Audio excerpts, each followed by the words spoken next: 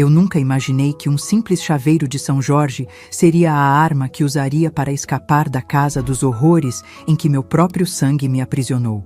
Algumas cicatrizes podem ser escondidas, mas as que carrego na alma são como tatuagens invisíveis que só eu posso ver. Bom dia, meus queridos. Sou Jurema Zenaide Fontoura, tenho 82 anos e hoje resolvi abrir meu coração para contar uma história que mantive em silêncio por mais de 6 décadas. Nasci em 1943, em Lajeado, no Vale do Taquari, Rio Grande do Sul. Era um tempo difícil, o mundo em guerra, mas nosso pequeno pedaço de Brasil parecia protegido por montanhas e pelo rio Taquari, que serpenteava preguiçoso entre as colônias de italianos e alemães que formavam nossa região. Minha mãe, Dona Clotilde, era lavadeira e passadeira, uma mulher forte que criou 3 filhos praticamente sozinha depois que meu pai morreu numa enchente quando eu tinha apenas 5 anos. Nossa casa ficava no bairro Florestal, uma construção simples de madeira, dessas que cantam com o vento minuano nos invernos rigorosos do sul. Não tínhamos muito, mas nunca nos faltou o básico. Mamãe tinha mãos mágicas. Conseguia transformar um pedaço de carne magra e alguns legumes no melhor ensopado que você poderia provar. Aos domingos, quando sobrava um dinheirinho, ela fazia um bolo de milho que era disputado entre eu e meus irmãos, Augusto e Nelson. Os meninos saíram cedo de casa. Augusto foi primeiro, com 16 anos, trabalhar numa metalúrgica em Caxias do Sul. Nelson partiu aos 17, arrumou emprego numa fábrica de calçados em Novo Hamburgo. Ficamos só eu e mamãe, 2 mulheres tentando sobreviver num mundo que parecia feito para homens. Acordávamos antes do sol nascer, pegávamos as trouxas de roupa para lavar no rio, voltávamos carregadas para estender tudo no quintal, e depois vinha o trabalho de passar, dobrar, entregar nas casas das famílias mais abastadas da cidade. Desde pequena eu ajudava como podia. Aprendi a tirar manchas difíceis com limão e sal, a passar camisas engomadas sem deixar uma marca sequer, a dobrar lençóis grandes sozinha. Mamãe dizia com orgulho: "A Jurema tem o dom, herdou as mãos da mãe." Era um trabalho duro, mas digno, e ela sempre repetia: "Trabalho cansa o corpo, mas engrandece a alma, minha filha." Aos 13 anos, comecei a estudar à noite numa escola municipal, depois do trabalho. Mamãe fazia questão: "Quero que tenha oportunidades que eu não tive, Jurema." Ela mesma mal sabia assinar o nome, mas entendia o valor do estudo. Eu adorava as aulas de português, me perdia nos livros que a professora Leonor emprestava. Eram janelas para mundos que eu jamais conheceria. Histórias de pessoas que viviam vidas tão diferentes da minha. Nessas noites de estudo, voltava tarde para casa, caminhando pelas ruas escuras de Lajeado. Não tinha medo. Todo mundo se conhecia na cidade, e os poucos bêbados que frequentavam os botecos da rua Júlio de Castilhos eram inofensivos, mais interessados na cachaça que em importunar uma menina magricela como eu. Foi numa dessas noites, voltando da escola, que vi minha mãe pela janela conversando com um homem desconhecido na nossa sala. Ela sorria de um jeito que eu não via há anos, desde antes da morte do meu pai. Tinha colocado o vestido azul que guardava para ocasiões especiais, passado um batom clarinho nos lábios, e seus olhos brilhavam. Fiquei parada um tempo observando aquela cena, sentindo uma mistura de alegria e um estranho pressentimento que não conseguia nomear. O homem se chamava Adelar Mendes, como descobri depois. Era dono de um pequeno sítio em Arroio do Meio, cidade vizinha, e tinha conhecido minha mãe na feira onde ela vendia algumas roupas bordadas para complementar nossa renda. Adelar era viúvo.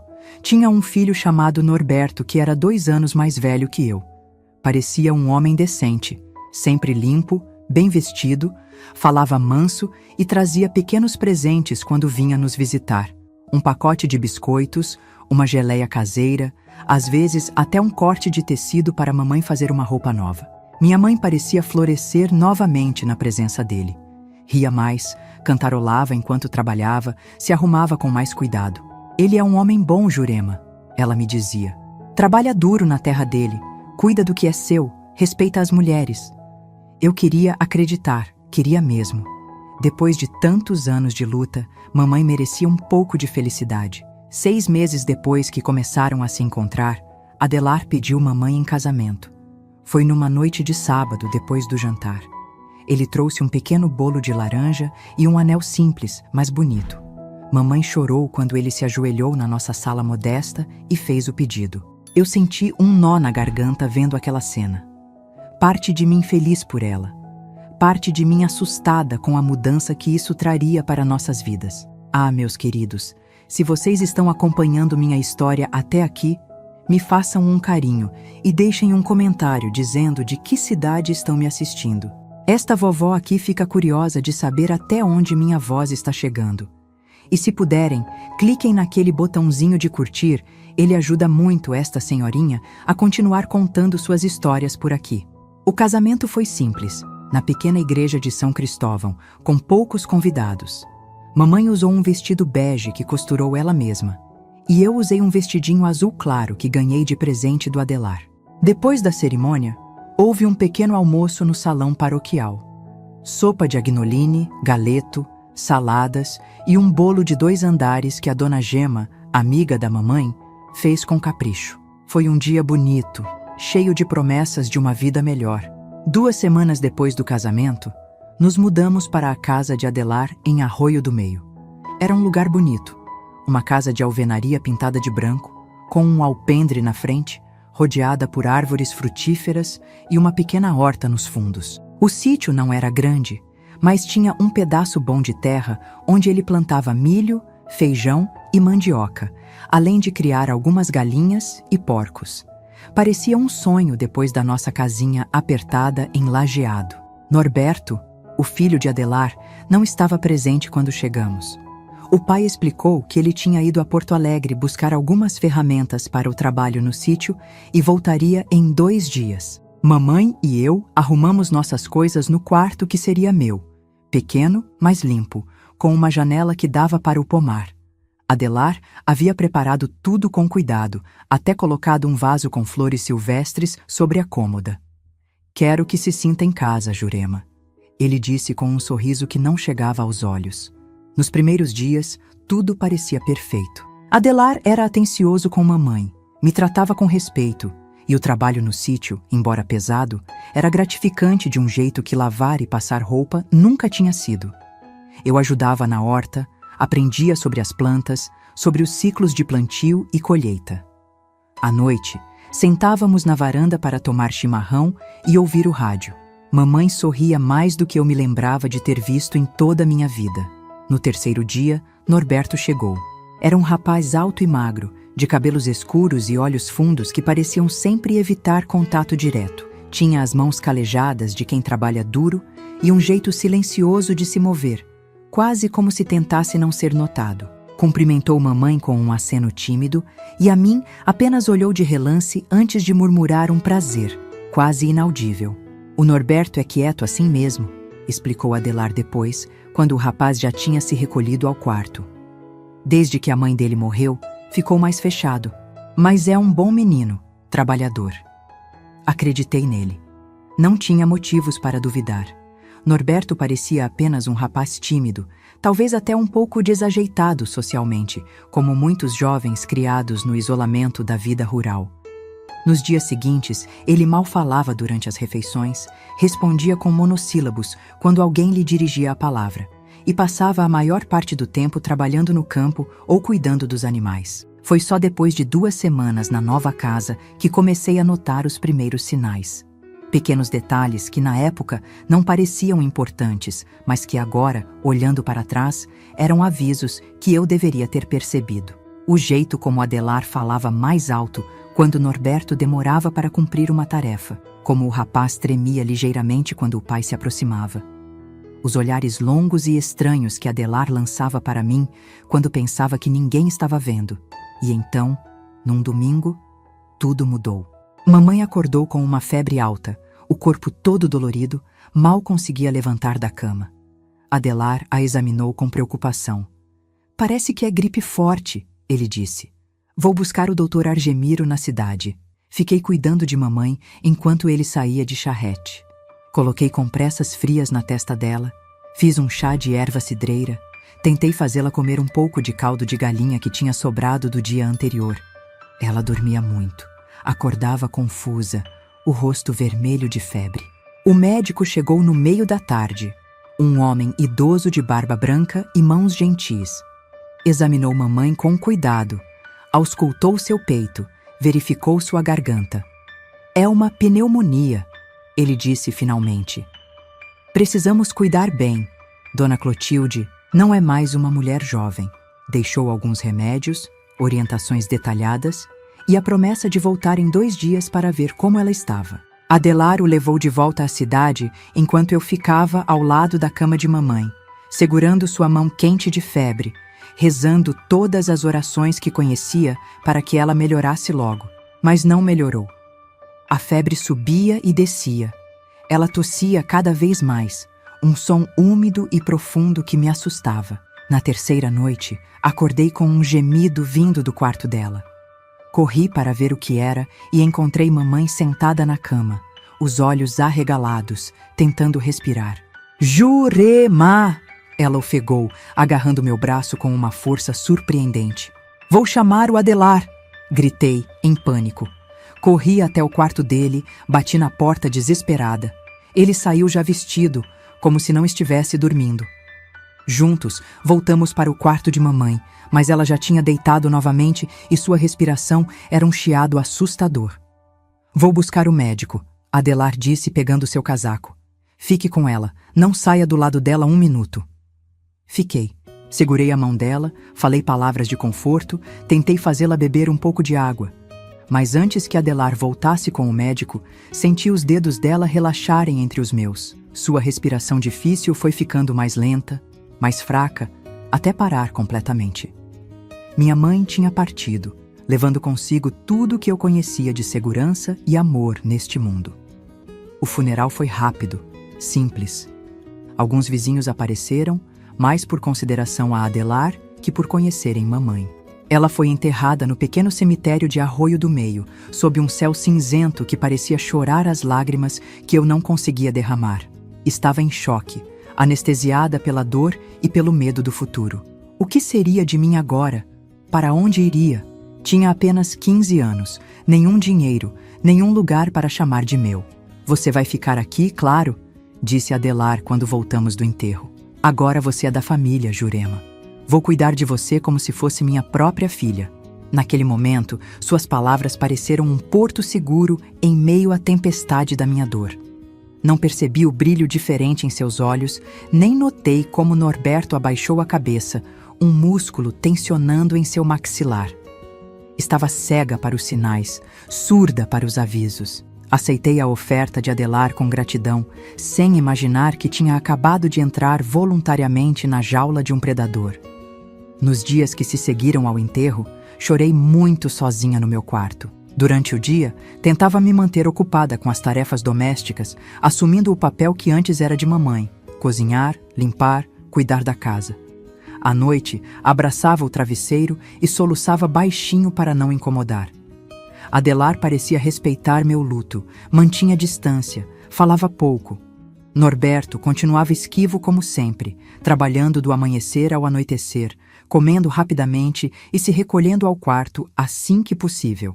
Foi só depois de 2 semanas que comecei a perceber as mudanças. Sutis no início, quase imperceptíveis. Adelar começou a fazer mais refeições em casa, em vez de levar marmita para o campo. Passou a me observar enquanto eu trabalhava, fazendo comentários sobre como eu era prendada e eficiente. Começou a trazer pequenos presentes da cidade: uma fita para o cabelo, um sabonete perfumado, meias novas. Gentilezas que pareciam inocentes, mas vinham acompanhadas de olhares que duravam tempo demais, de toques acidentais que me deixavam desconfortável. E Norberto, o jeito como ele me evitava parecia diferente agora. Não era só timidez, era medo. Quando Adelar estava por perto, ele mal olhava na minha direção, como se tivesse pavor de ser pego me observando. E quando o pai não estava, ele às vezes me lançava olhares rápidos, cheios de uma emoção que na época não consegui identificar, mas que agora sei que era um aviso silencioso, desesperado. Eu estava sozinha, vulnerável, presa numa teia que nem sabia que existia. E o pior ainda estava por vir. O dia em que a escuridão finalmente desceu sobre minha vida como uma tempestade sem fim. Um mês depois do enterro da minha mãe, numa tarde de domingo, a verdadeira face de Adelar finalmente se revelou. Estava eu terminando de lavar os pratos do almoço quando ele entrou na cozinha, fechou a porta atrás de si e se encostou nela, os braços cruzados, me observando com um olhar que fez meu sangue gelar. "Sabe, Jurema?", ele começou, a voz diferente do tom paternal que costumava usar. "Já está na hora de conversarmos sobre seu lugar nesta casa." Enxuguei as mãos no avental, sentindo um nó se formar na minha garganta. "Como assim, seu Adelar?" "Não precisa mais me chamar de seu. Sou seu padrasto agora." Ele deu um passo na minha direção. "E como padrasto, tenho responsabilidades. Uma delas é garantir que você seja bem educada." Assenti, confusa. Eu estou tentando fazer tudo direito. Cuidar da casa como mamãe me ensinou." Ele sorriu. Um sorriso que nunca tinha visto antes. Frio, calculista. "Não estou falando desse tipo de educação, menina. Estou falando de como uma mulher deve se comportar num lar onde os homens são os chefes." Foi então que notei Norberto parado na porta dos fundos, olhando para o chão, as mãos tremendo ligeiramente. Adelar o viu também e fez um gesto brusco. "Venha cá, rapaz. Está na hora de você também aprender algumas coisas." Norberto entrou relutante, mantendo a maior distância possível de mim. Parecia ainda mais pálido que o normal, quase doente. "O que está acontecendo?" perguntei, a voz falhando, um frio na barriga me avisando que algo terrível estava prestes a acontecer. "O que está acontecendo, Jurema, é que nesta casa seguimos a ordem natural das coisas. Homens mandam, mulheres obedecem." Adelar se aproximou mais, agora a apenas um braço de distância. "E você vai aprender isso hoje mesmo. E o Norberto também precisa aprender a ser homem de verdade. Não esse rascunho de gente que anda por aí com medo da própria sombra." Olhei para a porta, calculando se teria tempo de correr. Como se lesse meus pensamentos, Adelar agarrou meu braço com força, seus dedos se cravando na minha pele. "Nem pense nisso. Para onde você iria? Não tem ninguém neste mundo que se importe com você agora, menina. Só eu e o Norberto, sua família agora." O terror que senti naquele momento é indescritível. O olhar dele não escondia mais nada. Era puro, calculado, cruel. E percebi, com horror, que aquele momento não era impulsivo ou inesperado. Ele tinha planejado tudo, talvez desde o primeiro dia que pôs os olhos em mim e minha mãe na feira de Lajeado. "Norberto", ele chamou sem tirar os olhos de mim. "Venha cá e mostre que é homem. Mostre que o sangue dos Mendes corre nas suas veias." Norberto deu um passo hesitante, depois outro. Parecia que ia vomitar a qualquer momento. "Pai, por favor, ela é só uma menina. A mãe dela acabou de morrer." O tapa foi tão rápido e forte que Norberto cambaleou para trás. Adelar o tinha atingido com as costas da mão, deixando uma marca vermelha no rosto do filho. "Isso é conversa de homem?" rosnou Adelar. "É assim que te criei? Para ser um covarde chorão? Tenho vergonha de chamar você de filho." Vi lágrimas nos olhos de Norberto, mas ele as conteve rapidamente, endireitando os ombros, o maxilar tenso. Naquele instante, entendi a dinâmica entre eles. Adelar não era apenas meu algoz, era também o de Norberto. E de alguma forma perversa, ele planejava usar um de nós para machucar o outro. "Agora", Adelar continuou, agarrando o braço de Norberto e o puxando para mais perto, "vou te ensinar a ser homem. E você?" Ele apertou meu braço com mais força. "Vai aprender seu lugar." O que aconteceu a seguir está entre as memórias mais dolorosas da minha vida. Coisas que tento não revisitar, mas que às vezes invadem meus sonhos como sombras persistentes. Fui arrastada para um quarto nos fundos da casa, um lugar que nunca tinha entrado antes. Uma espécie de depósito convertido em escritório, com uma escrivaninha velha, algumas prateleiras com ferramentas e um catre encostado na parede. Havia um espelho grande pendurado, coisa estranha para um cômodo como aquele. "Aqui ninguém vai ouvir nada", Adelar explicou, trancando a porta atrás de nós. "E você vai olhar nesse espelho enquanto o Norberto mostra que é homem." implorei, chorei, tentei me soltar. Norberto parecia paralisado, o rosto uma máscara de horror e vergonha. Adelar nos observava com uma satisfação doentia, como um maestro cruel, regendo uma orquestra de sofrimento. Se você não fizer o que estou mandando, rapaz, ele disse com uma calma assustadora, vou fazer eu mesmo. E depois vou quebrar seus dedos um por ter me desobedecido.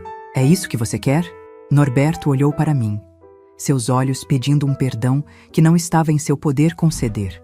Vi nele não um cúmplice, mas outra vítima. Um jovem quebrado por anos de abuso e medo, forçado agora a perpetuar o mesmo ciclo de violência. Nos meses que se seguiram, aquele quarto nos fundos se tornou meu inferno particular. Adelar estabeleceu uma rotina macabra. Certas noites, depois do jantar, ele me levava para lá sob qualquer pretexto. Hora da lição, ele dizia com um sorriso cruel. Às vezes forçava Norberto a participar, outras vezes apenas assistia, dando instruções, criticando, humilhando o filho quando ele mostrava qualquer sinal de gentileza ou hesitação. Olha para o espelho, ele ordenava sempre. Quero que você veja o que está acontecendo, quero que aprenda. Aquele espelho, com sua moldura escura e ornamentada, se tornou o símbolo da minha degradação. Adelar tinha uma obsessão doentia com ele, como se precisasse não apenas que as coisas acontecessem, mas que fossem testemunhadas, registradas, multiplicadas pelo reflexo. Durante o dia, a vida na casa seguia uma aparência de normalidade perversa. Eu cozinhava, limpava, lavava roupas. Adelar trabalhava no campo ou ia à cidade vender a produção. Norberto cuidava dos animais, consertava cercas, plantava. Nos cruzávamos pela casa como fantasmas, evitando olhares, carregando nossos segredos pesados demais para suportar. À noite, no meu quarto, eu chorava silenciosamente no travesseiro, planejando fugas impossíveis. Várias vezes pensei em simplesmente correr, sumir na escuridão, tentar chegar a pé até Lajeado. Mas para onde iria depois? Quem me ajudaria? Uma menina de 15 anos, sem dinheiro, sem família. E Adelar tinha deixado claro o que aconteceria se eu tentasse fugir. Tenho amigos em toda a região.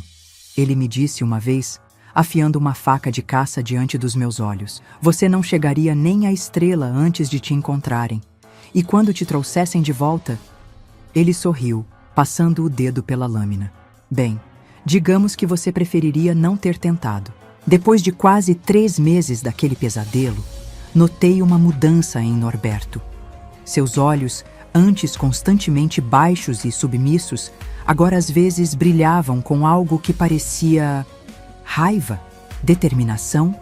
Quando Adelar não estava olhando, ele começou a me lançar olhares diferentes. Não mais de vergonha ou culpa, mas quase como se quisesse me dizer algo. Uma manhã, enquanto eu estendia roupas no varal e Adelar tinha ido à cidade, Norberto se aproximou, fingindo consertar uma cerca próxima. Ele vai me matar um dia, murmurou tão baixo que quase não ouvi. Ou eu vou matá-lo. Não sei qual vai acontecer primeiro. Congelei, uma camisa molhada pingando em meus pés. Era a primeira vez que falávamos realmente a sós, sem o terror imediato da presença de Adelar. Por que está me dizendo isso? Perguntei, igualmente baixo, pendurando a camisa com mãos trêmulas. Porque você também está presa aqui. Ele martelou um prego na cerca, o barulho disfarçando nossa conversa. E por que precisamos de um plano? Olhei ao redor nervosamente, como se Adelar pudesse surgir das sombras a qualquer momento. Que tipo de plano? Ainda não sei. Mas não posso continuar, fazendo o que ele me obriga a fazer.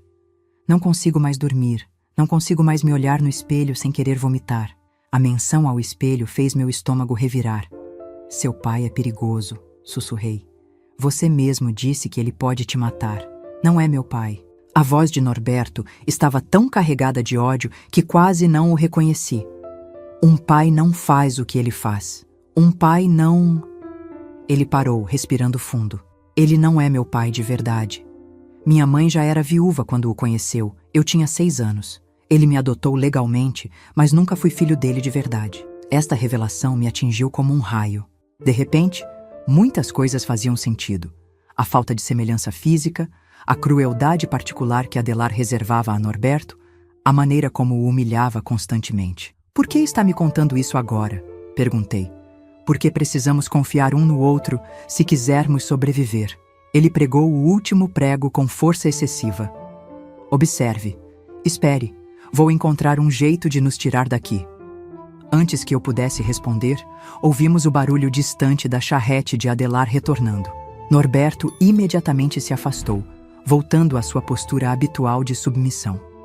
Continuei pendurando roupas, o coração batendo acelerado no peito. Aquela breve conversa acendeu uma pequena chama de esperança dentro de mim. Não estava completamente sozinha. Havia alguém mais que queria escapar. Alguém que também sofria nas mãos daquele monstro. Não éramos cúmplices um do outro, como Adelar queria que fôssemos. Éramos companheiros de prisão, unidos pelo desejo de liberdade.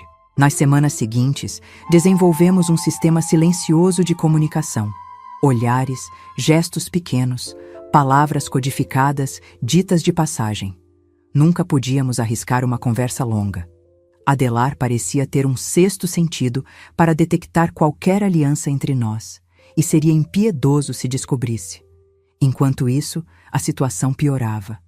Adelar estava bebendo mais, ficando mais violento, mais imprevisível. As lições no quarto dos fundos se tornaram mais frequentes e brutais. Ele parecia especialmente satisfeito quando conseguia fazer Norberto chorar ou implorar para parar. Isso é ser homem? Ele provocava, segurando o rosto do rapaz e forçando-o a olhar no espelho. Olha só para você, chorando como uma mulherzinha. Que vergonha! Nem para isso você serve direito.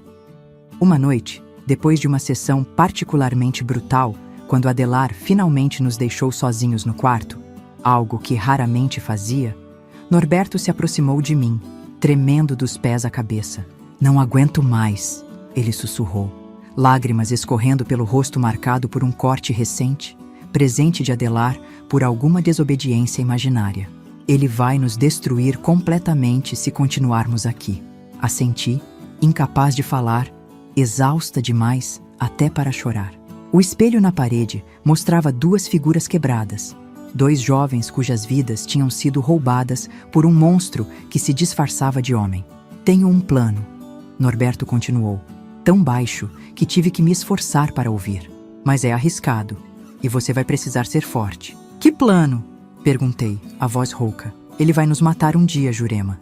Você sabe disso, não sabe? Isso não vai parar, só vai piorar. Especialmente agora que ele está bebendo mais. Eu sabia. No fundo, sempre soube que aquilo não poderia continuar indefinidamente. Adelar era como uma bomba-relógio, ficando mais instável a cada dia. Era apenas uma questão de tempo, até que sua violência controlada explodisse completamente. O que podemos fazer? Perguntei, desesperada por qualquer fio de esperança. Ele tem um ponto fraco, Norberto disse, os olhos fixos nos meus. Seu orgulho, sua ideia doentia do que é ser homem. Se conseguirmos usar isso contra ele, talvez tenhamos uma chance. Não entendi completamente o que ele queria dizer, mas assenti mesmo assim. Qualquer plano era melhor que nenhum plano. Qualquer esperança melhor que o desespero absoluto. Vou precisar que você faça algo difícil. Ele continuou. Algo que vai parecer errado, mas que pode ser nossa única saída. Qualquer coisa, respondi sem hesitar. Farei qualquer coisa para sair daqui. O plano de Norberto começou a se desenrolar no dia seguinte. Era simples e arriscado ao mesmo tempo. Tão arriscado que ainda me surpreende termos tido coragem de tentar. Mas quando você vive sob terror constante, o medo da morte se torna menor que o medo de continuar vivendo daquele jeito. O primeiro passo era mexer com o orgulho de Adelar, com sua obsessão doentia de controle e masculinidade. E para isso, eu precisaria fazer algo que ia contra todos os meus instintos, começar a elogiar Norberto na frente dele. Norberto está ficando mais forte, comentei casualmente durante o jantar, 2 dias depois. Hoje o vi carregando aqueles sacos de milho como se não pesassem nada. Adelar levantou os olhos do prato, surpreso com meu comentário inesperado. Norberto manteve a cabeça baixa, mas vi um músculo tensionar em seu maxilar. Forte? Adelar riu com desdém. Aquele ali? Nem peso morto ele consegue carregar direito. Só estou dizendo o que vi, respondi, tentando parecer inocente. 3 sacos de uma vez. Impressionante. Adelar olhou para o filho com uma expressão difícil de ler, algo entre desconfiança e irritação. O primeiro golpe tinha sido dado, a semente plantada. Nos dias seguintes, continuei com os elogios sutis. Norberto consertou o telhado tão rápido. Norberto tem jeito com os animais. Norberto está ficando com braços fortes de tanto trabalhar. Cada comentário era como uma pequena agulha no balão do ego de Adelar, provocando pequenas explosões de raiva que ele tentava, sem muito sucesso, disfarçar. Ao mesmo tempo, Norberto começou a se comportar de forma ligeiramente diferente. Nada muito óbvio. Ele ainda abaixava a cabeça quando Adelar gritava, ainda obedecia às ordens, mas havia pequenas mudanças. Ele começou a responder em voz um pouco mais alta, a demorar um segundo a mais para cumprir as ordens, a olhar o pai nos olhos por um momento antes de desviar o olhar. Era uma dança perigosa, um jogo de nervos que poderia terminar em tragédia a qualquer momento, mas estava funcionando. Podia ver a desconfiança crescendo em Adelar, a paranoia alimentada pelo álcool e pelo seu próprio ego frágil.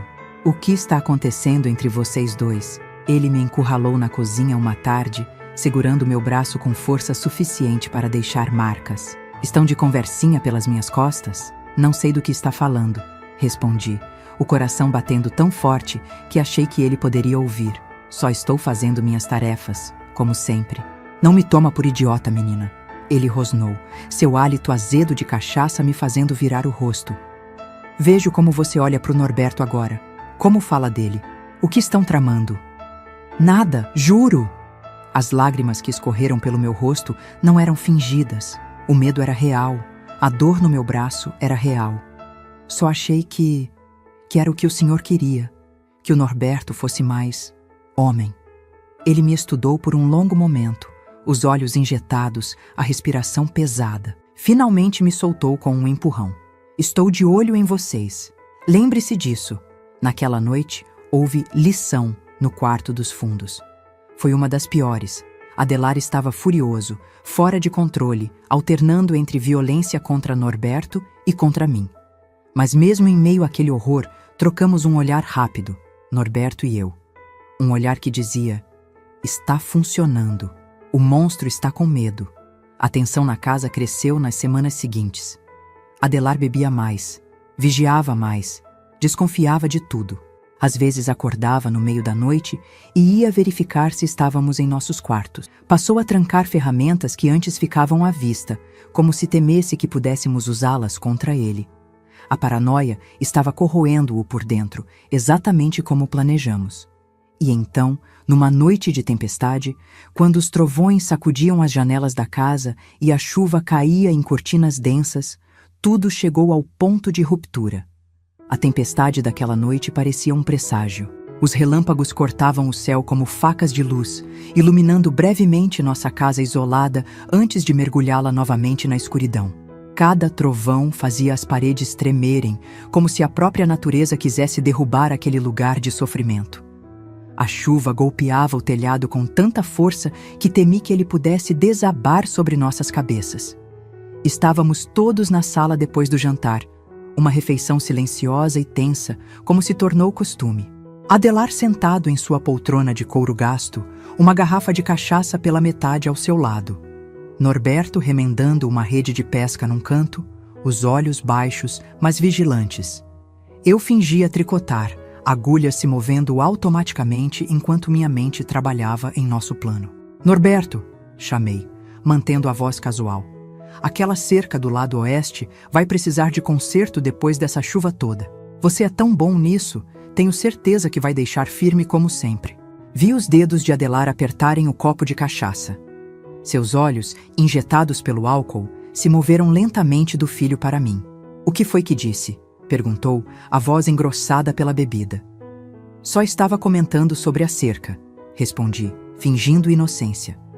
Norberto sempre faz um trabalho tão bom nos concertos, é mesmo? Adelar se levantou, cambaleando ligeiramente. Norberto faz um trabalho tão bom, Norberto é tão forte, Norberto isso, Norberto aquilo. Estou cansado dessa lenga-lenga. Um trovão particularmente forte sacudiu a casa, como se sublinhasse suas palavras. Vi Norberto endireitar as costas quase imperceptivelmente, preparando-se para o que viria a seguir. O que está acontecendo entre vocês dois? Adelar exigiu, apontando um dedo acusador para nós. Acham que sou cego? Acham que sou idiota? Não está acontecendo nada, pai. Norberto respondeu, a voz mais firme do que o habitual. Pai? Adelar cuspiu a palavra como se fosse veneno. Agora sou pai para você? Desde quando me chama assim com esse tom? Que tom? Norberto colocou a rede de lado e se levantou lentamente. Só respondi sua pergunta. Foi como assistir a dois animais se preparando para um confronto. Adelar, o predador envelhecido, sentindo seu território ameaçado. Norberto, o jovem desafiante, testando sua força pela primeira vez. E eu, presa entre eles, tanto catalisadora quanto espectadora daquela tempestade que não era apenas a que rugia lá fora. Você acha que é homem agora? Adelar deu um passo na direção do filho. Acha que pode me desafiar na minha própria casa? Não estou desafiando ninguém, Norberto respondeu, mas seu corpo dizia outra coisa. Ombros para trás, queixo erguido, as mãos relaxadas ao lado do corpo, prontas. Não? E esses olhares? Esses cochichos com a menina? Acha que não vejo o que está tramando? O senhor está bêbado, Norberto disse simplesmente. Não há nada para ver. Foi a gota d'água. Adelar avançou como um touro enfurecido, jogando a mesa de centro para o lado com um estrondo. Norberto se esquivou do primeiro golpe, mas não foi rápido o suficiente para evitar o segundo, um soco que o atingiu no estômago, dobrando-o ao meio. Isso é ser homem! Adelar rugiu, chutando o filho caído. É assim que me desafia? Levantei-me de um salto, o tricô caindo esquecido no chão. Pare! Vai matá-lo! Adelar se virou para mim, os olhos selvagens, uma veia pulsando em sua testa. Cale a boca, sua vadia. Você é a culpada disso tudo, enchendo a cabeça dele com essas ideias. Ele avançou na minha direção, a mão erguida para me bater. Foi então que aconteceu. Norberto, ainda no chão, agarrou o tornozelo do padrasto e puxou com toda a força. Adelar caiu para trás com um baque surdo, a cabeça batendo contra o canto da lareira de pedra. O silêncio que seguiu foi mais assustador que toda a gritaria anterior. Apenas o barulho da tempestade lá fora, o crepitar do fogo na lareira e nossa respiração ofegante. Adelar se ergueu lentamente, a mão na parte de trás da cabeça. Quando a trouxe de volta, estava manchada de vermelho. Sangue. Seu rosto, já corado pela bebida, agora assumiu uma tonalidade ainda mais escura, quase púrpura. Você me atacou, ele disse, a voz baixa e perigosa. Meu próprio filho me atacou. Não sou seu filho, Norberto respondeu, levantando-se com dificuldade. Nunca fui.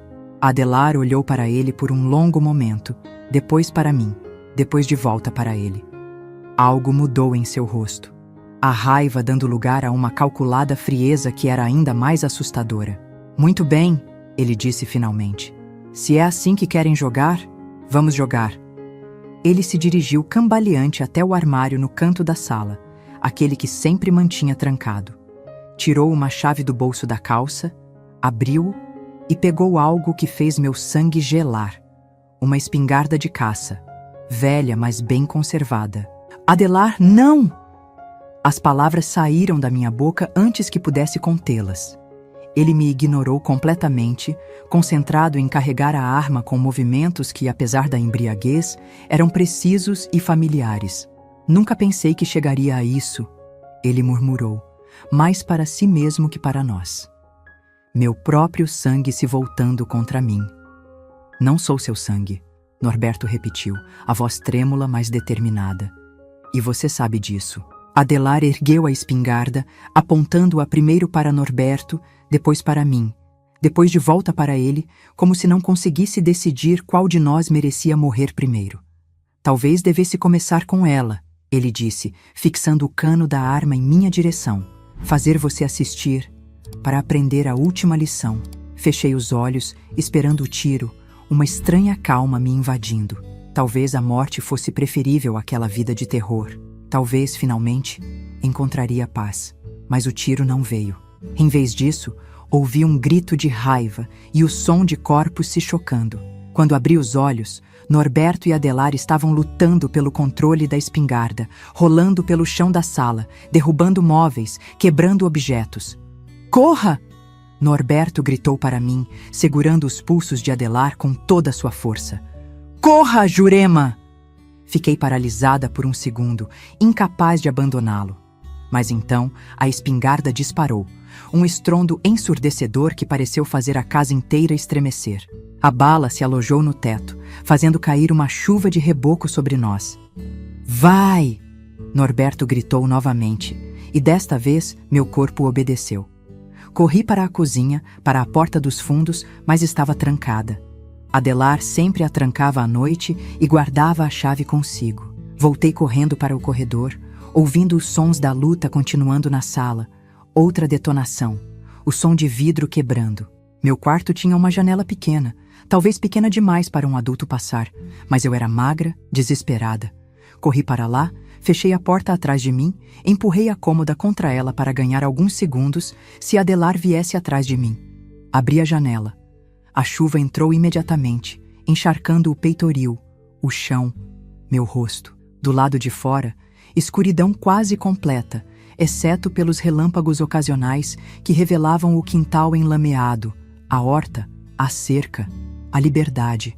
Comecei a me espremer pela abertura estreita, sentindo a madeira áspera arranhar meus braços, rasgar meu vestido. Estava quase conseguindo quando ouvi um último tiro e depois um silêncio que parecia mais alto que todos os trovões.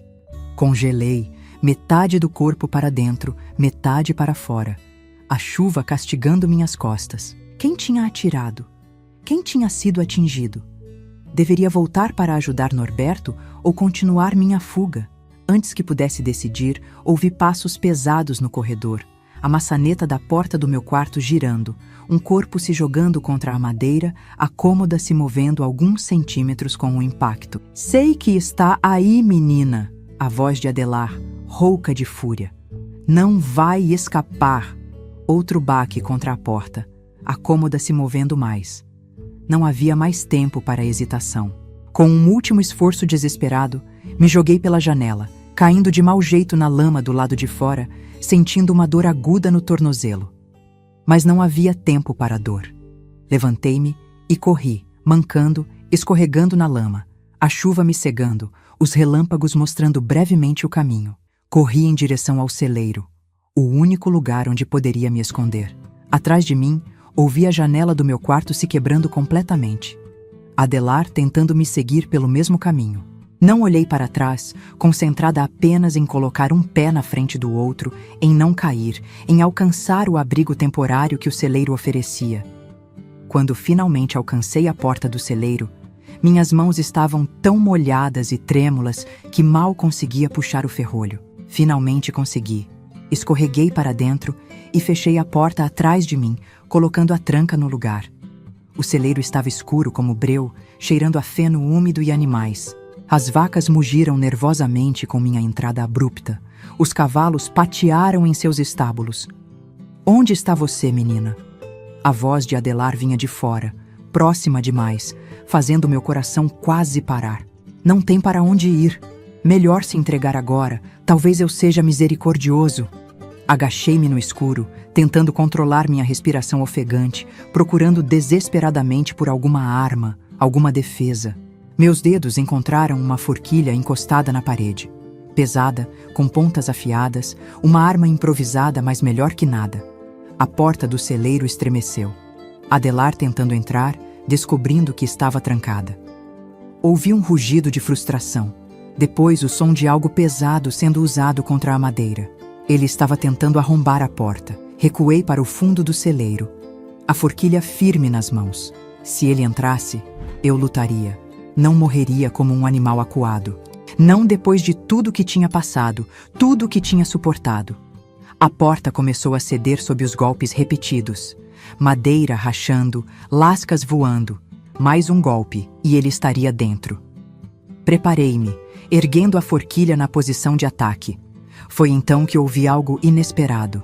Um grito diferente. não de raiva, mas de dor, seguido pelo som de um corpo caindo pesadamente. Os golpes na porta pararam abruptamente. Um silêncio tenso se seguiu, quebrado apenas pelo barulho da chuva no telhado do celeiro e pela respiração nervosa dos animais. Jurema! Uma voz fraca chamou do lado de fora. Não era Adelar. Norberto? Aproximei-me cautelosamente da porta. É você? Sim, abra. Rápido. Hesitei apenas por um segundo antes de retirar a tranca e abrir uma fresta da porta. O que vi me fez abri-la completamente. Norberto encharcado pela chuva, sangue se misturando à água em seu rosto, uma das mãos pressionando o lado do corpo onde mais sangue escorria. Aos seus pés, Adelar caído de bruços na lama, imóvel. Meu Deus, o que aconteceu? Puxei Norberto para dentro, fechando a porta novamente. Ele atirou em mim, na sala. Norberto tossiu, um som úmido e assustador, mas só de raspão consegui segui-lo quando ele veio atrás de você. E Adelar? Ele está... Sim?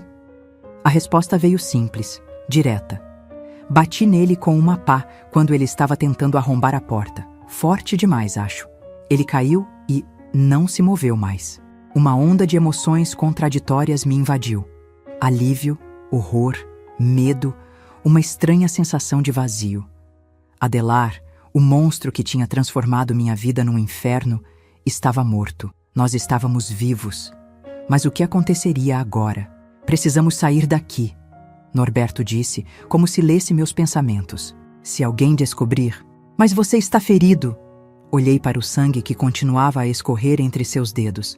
Precisamos cuidar disso primeiro. Não há tempo. O José Antunes vem trazer ração para os porcos amanhã cedo. Se ele encontrar Adelar, ele tinha razão. Mesmo que fosse legítima defesa, quem acreditaria em nós? Um rapaz adotado e uma menina órfã, vivendo isolados com um homem respeitado na comunidade. Diriam que planejamos tudo, que o matamos para ficar com suas terras, seu dinheiro. Seria a nossa palavra contra um cadáver.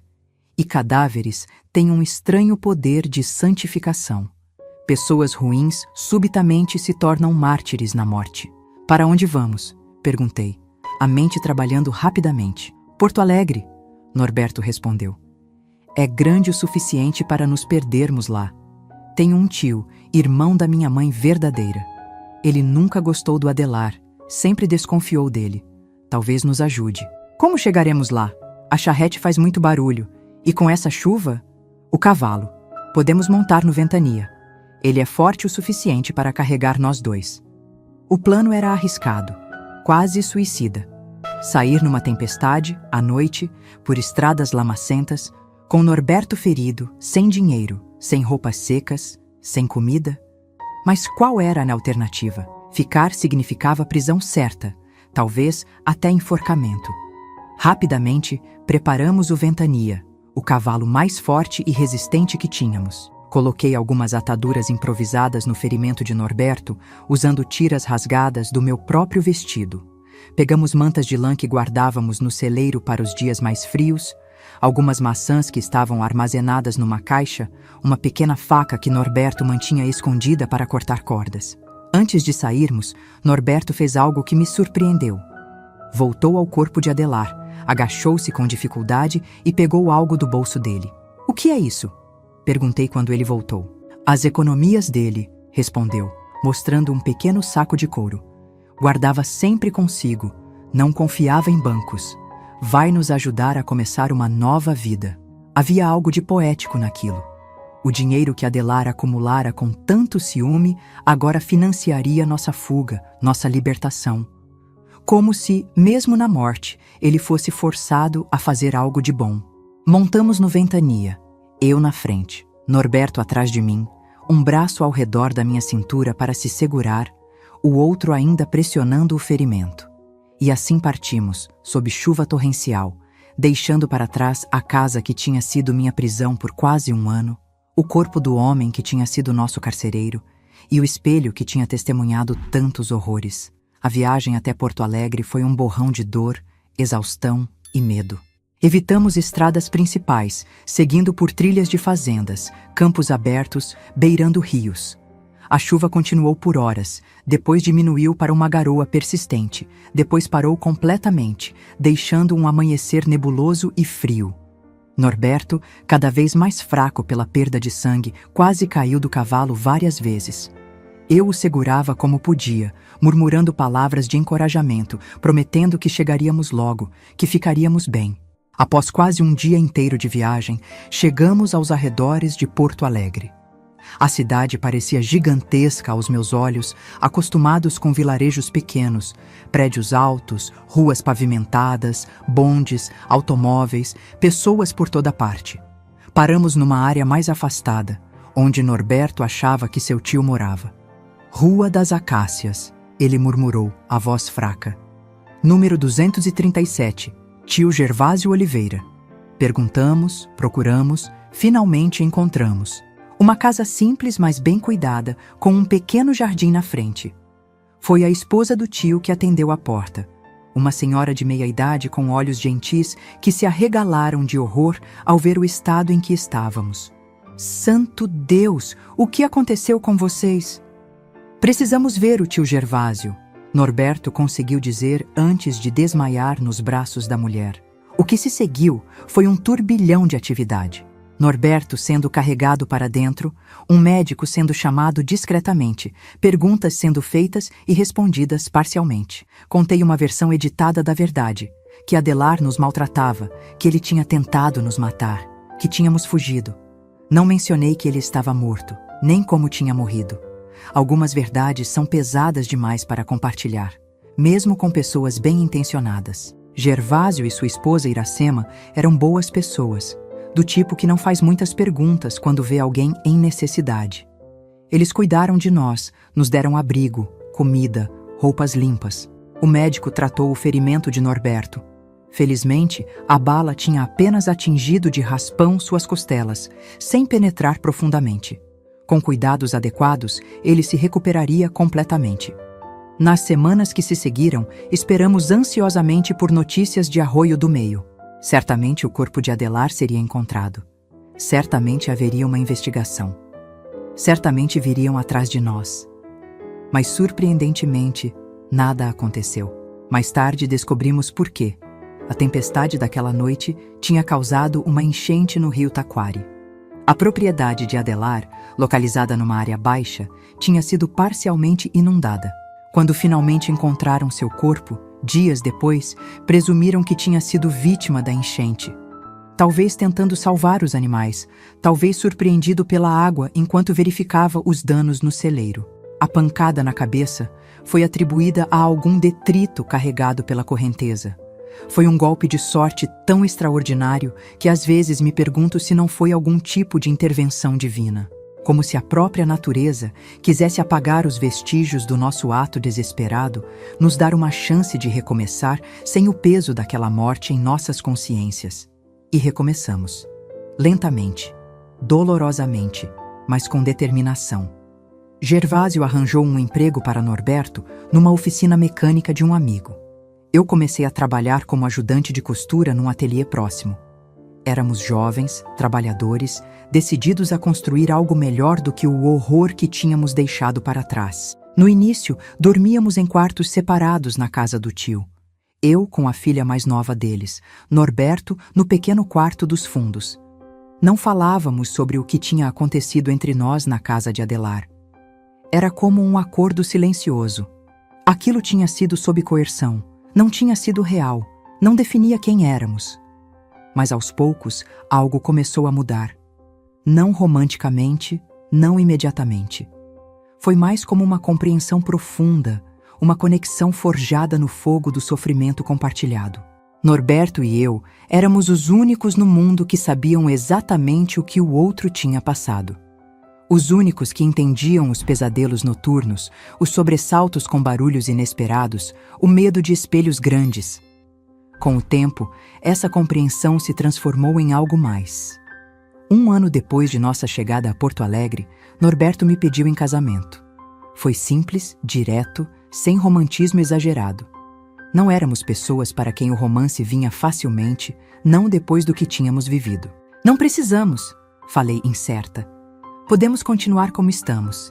Amigos, companheiros, quero construir algo novo com você, ele respondeu. Algo limpo, honesto, baseado em escolha, não em medo ou obrigação.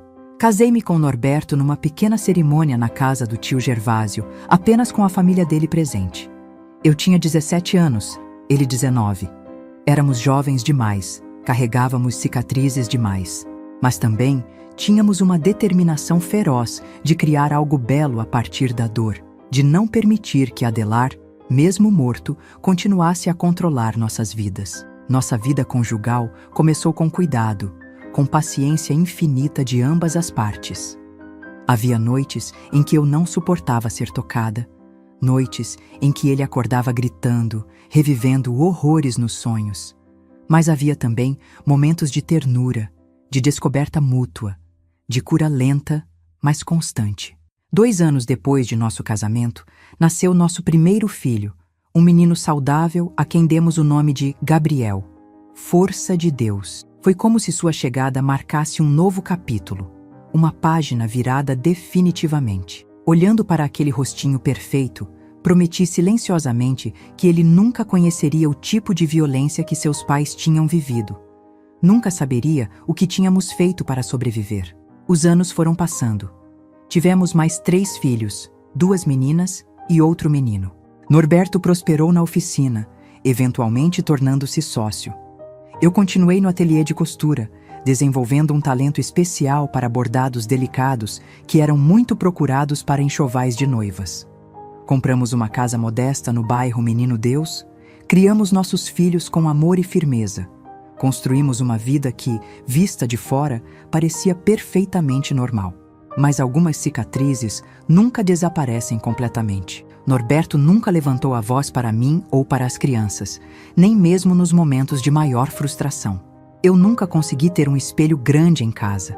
Apenas pequenos, suficientes para pentear o cabelo ou verificar se o rosto estava limpo. Ensinamos nossos filhos sobre respeito e consentimento antes mesmo de saberem o que essas palavras significavam. E cada ano, no aniversário daquela noite de tempestade, acendemos uma vela. Não por Adelar, mas por nós mesmos. Pelos jovens que fomos, pelo horror que sobrevivemos, pela escolha que fizemos de não permitir que a escuridão nos consumisse completamente. Norberto partiu antes de mim. Um ataque cardíaco aos 67 anos, rápido e misericordioso. Deixou-me com 4 filhos adultos, 11 netos, e memórias de uma vida que, apesar de seu início terrível, foi marcada por mais alegria que tristeza, mais amor que dor. E agora, aos 82 anos, olhando para trás, vejo não apenas o horror daquele ano em Arroio do Meio, mas todo o caminho percorrido desde então. As escolhas que fizemos, as vidas que salvamos, inclusive as nossas próprias. O pequeno chaveiro de São Jorge que mencionei no início foi um presente de Norberto no meu aniversário de 18 anos, pouco depois de chegarmos a Porto Alegre. Para proteger você quando eu não puder, ele disse. Carrego-o comigo até hoje. Um lembrete não do perigo, mas da proteção. Não do medo, mas da coragem. Aquele chaveiro de São Jorge me acompanhou por toda a vida, como uma pequena âncora me lembrando que sobrevivi ao pior. A verdade, meus queridos, é que nossa fuga foi apenas o começo da história, não o final.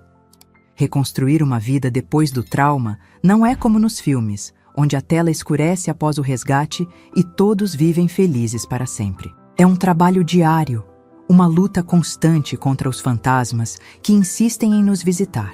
Nossa vida em Porto Alegre começou em 1959, num quarto emprestado na casa do tio Gervásio. Éramos 2 adolescentes quebrados tentando parecer adultos. Norberto com seu ferimento ainda cicatrizando, eu com pesadelos que me faziam acordar, gritando quase todas as noites. Não tínhamos documentos. Eles tinham ficado para trás na casa de Adelar. Não tínhamos habilidades além daquelas aprendidas na roça. Não tínhamos nada além de um ao outro e algumas economias roubadas de um homem morto. Vocês precisam de identidades novas, disse tio Gervásio uma noite, falando baixo para que as crianças não ouvissem. Se alguém estiver procurando vocês... Não falávamos abertamente sobre o que tinha acontecido com Adelar. Era um segredo pesado demais para compartilhar, mesmo com alguém tão bondoso quanto o tio de Norberto. Ele claramente suspeitava de algo. Os olhares preocupados, a maneira como verificava o jornal todas as manhãs buscando notícias de Arroio do Meio. Mas nunca perguntou diretamente. Talvez entendesse que há verdades que é melhor não conhecer. Com a ajuda de um amigo que trabalhava no cartório, Gervásio conseguiu documentos novos para nós. Não eram falsificações exatamente, mas como identidades aceleradas.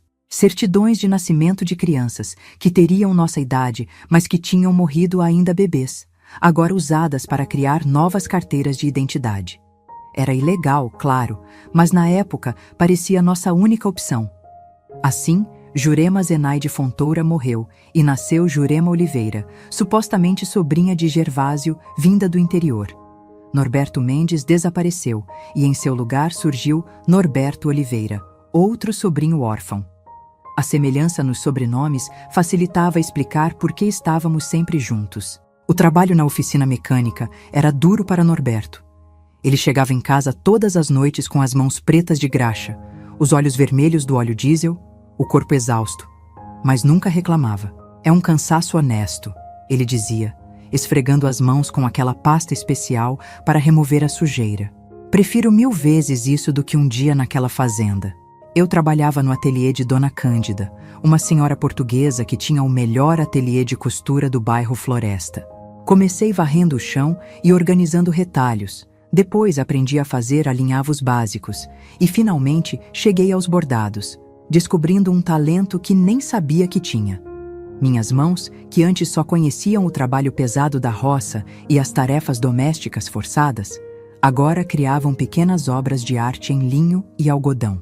A menina tem o dom, Dona Cândida dizia para as clientes, mostrando meus bordados de flores minúsculas e pássaros delicados. Dedos de fada. Por quase 1 ano, vivemos assim, trabalhando, economizando, tentando esquecer. Nos comportávamos mais como irmãos do que como um casal. Dormíamos em quartos separados na casa do tio. Conversávamos sobre coisas do dia a dia, raramente mencionávamos o passado. O trauma que compartilhávamos criava tanto uma ponte quanto um abismo entre nós. À noite, quando os pesadelos vinham, eu abafava meus gritos com o travesseiro para não acordar a casa toda. Às vezes, escutava Norberto andando no corredor, insone, atormentado por suas próprias memórias. Ocasionalmente nos encontrávamos na cozinha durante essas noites de insônia. Fazíamos um chá de erva cidreira e ficávamos sentados em silêncio. 2 almas danificadas, buscando conforto na simples presença uma da outra. Foi numa dessas noites, quase 10 meses depois de nossa chegada a Porto Alegre, que finalmente falamos sobre o que tinha acontecido. Você se arrepende? Perguntei, olhando para a xícara de chá em vez de para ele. Não precisei especificar do que. Ambos sabíamos. Norberto ficou em silêncio por tanto tempo que achei que não responderia. Quando finalmente falou, sua voz estava rouca, como se as palavras custassem um esforço físico. Só me arrependo de não ter feito antes. De não ter te tirado de lá no primeiro dia. De não ter... Sua voz falhou e percebi que ele estava chorando, silenciosamente, sem soluços, apenas lágrimas escorrendo pelo rosto magro. Era a primeira vez que o via chorar desde nossa fuga. Não foi sua culpa, falei, finalmente encontrando coragem para tocar sua mão sobre a mesa.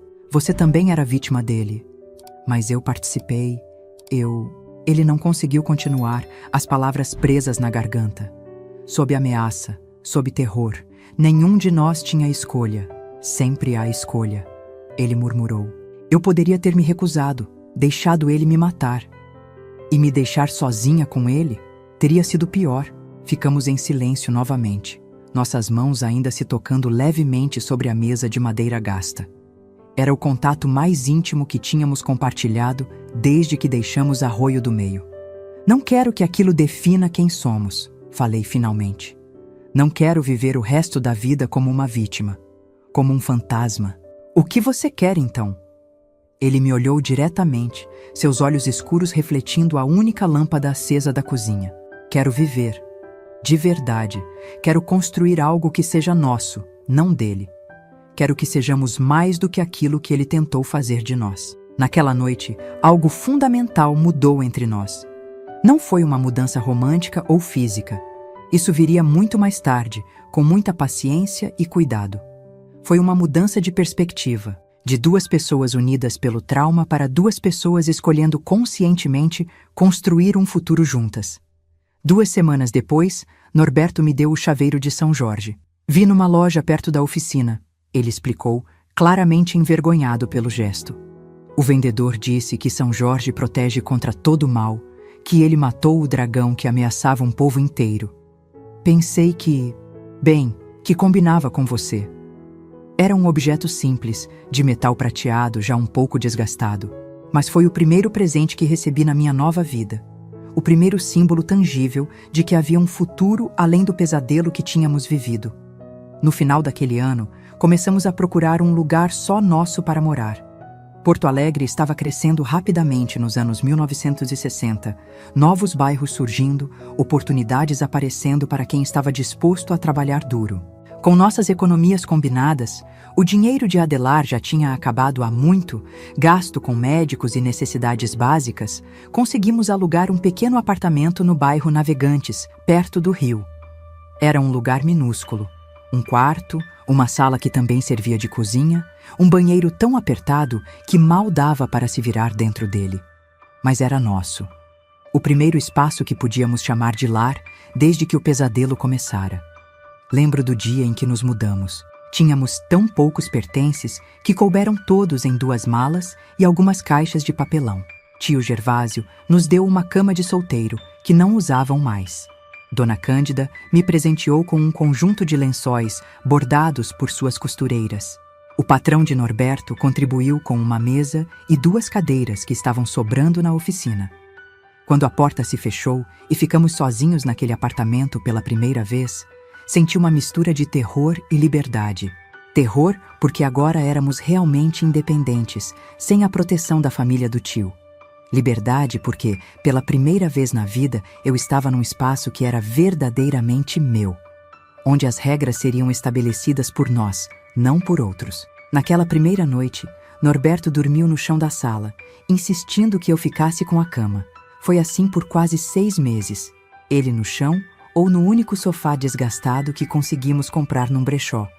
Eu na cama pequena demais para 2 pessoas. Não era apenas uma questão de espaço físico, mas de espaço emocional.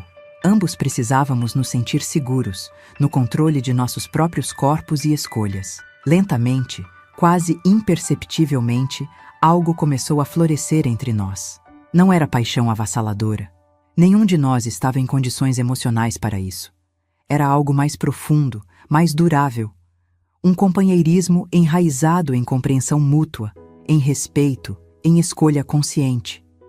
Começamos a fazer pequenos planos para o futuro. Norberto falava em cursos noturnos para terminar o ensino médio, talvez até tentar uma faculdade algum dia.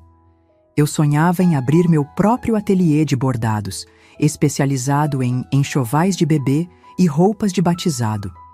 Conversávamos sobre estas possibilidades enquanto jantávamos nossa comida simples ou caminhávamos pelas margens do Guaíba nos raros domingos de folga. Foi numa dessas caminhadas, quase 1 ano depois de termos nos mudado para o apartamento, que Norberto segurou minha mão pela primeira vez.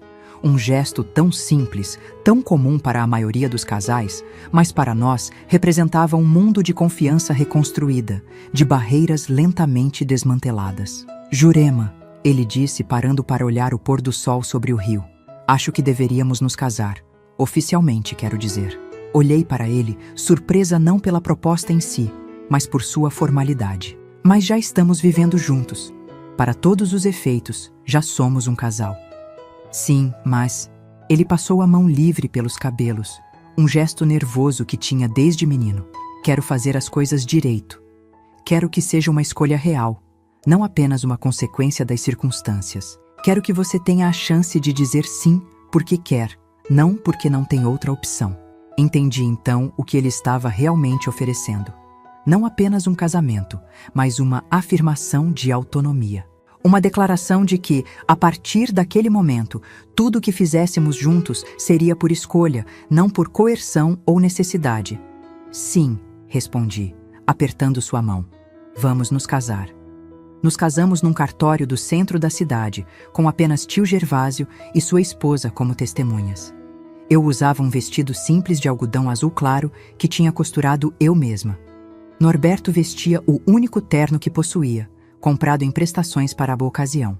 Não tivemos festa, nem lua de mel, nem fotografias elaboradas, apenas aquele momento solene em que dissemos sim um ao outro, desta vez por escolha própria. A vida conjugal trouxe seus próprios desafios. Pela primeira vez, tivemos que enfrentar a intimidade física como algo desejado, não imposto. Foi um processo lento, delicado, às vezes doloroso. Havia noites em que um toque inesperado me fazia entrar em pânico, lançando-me de volta àquele quarto nos fundos da casa de Adelar. Havia momentos em que Norberto se afastava subitamente, incapaz de continuar, assombrado por suas próprias memórias. Mas havia também descobertas maravilhosas. A ternura que pode existir entre duas pessoas quando não há medo. O prazer que surge naturalmente quando não é exigido nem forçado. A segurança de adormecer nos braços de alguém que respeita seus limites e entende suas cicatrizes. É como reaprender a respirar, Norberto disse uma vez, depois de um momento particularmente bonito entre nós. Como se estivéssemos redescobrindo algo que sempre deveria ter sido assim. Em 1962, descobri que estava grávida. A notícia me atingiu como um raio. Metade alegria, metade terror. Um bebê. Uma vida nova, inocente, sem as marcas que carregávamos. Mas também uma responsabilidade enorme, uma vulnerabilidade assustadora. E se eu não souber ser mãe? Perguntei a Norberto, as mãos trêmulas sobre a barriga ainda plana. Se só souber repetir o que vivemos? Ele se ajoelhou na minha frente, segurando minhas mãos entre as suas. Não vamos repetir, vamos fazer diferente.